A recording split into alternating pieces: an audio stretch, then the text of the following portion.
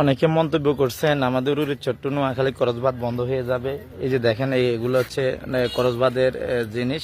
এখানে আপাতত শ্রমিক থাকার জন্য যে পূর্ব প্রস্তুতি আর কি, শ্রমিকের জন্য প্রথম ঘর ভবন, এই যে ভবন এখানে ভবন হবে, এই যে এগুলা ভবন। এখন এই যে এখানে একজন সিকিউরিটি আছে, এখানে এই যে উনি এখানে সিকিউরিটি আছে, তারপরে ভিতরে ইঞ্জিনিয়ার আছে।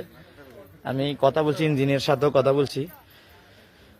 তো অনেকে মনে করছে আমাদের কাজটা বন্ধ হয়ে গেছে, আসলে এটা ফাও, এটা বন্ধ এই ধরনের কোনো তথ্য এখানে আমি পাইনি। আর ওনারা এইটা হাসি দিছে এগুলো বলার পরে।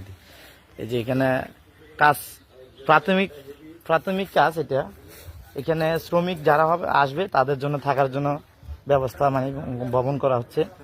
আমি গতকাল ওইখানেও গেছিলাম, যেখানে বাঁধ হবে সেখানেও এসকেলেটর দিয়ে কাজটা চলে দেখছি, কংগ্রেস চলে আসছে।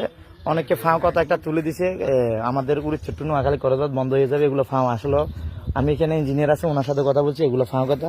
এই কাজটা সরাসরি নৌবাহিনী তত্ত্বাবধান করছে এবং নৌবাহিনী যেখানে তত্ত্বাবধান, নৌবাহিনী চলে আসছে, নৌবাহিনীর অফিসাররা এখানে আছে। অনেকে অনেক রকম মন্তব্য করে, এটা হচ্ছে আসলে ফাঁও।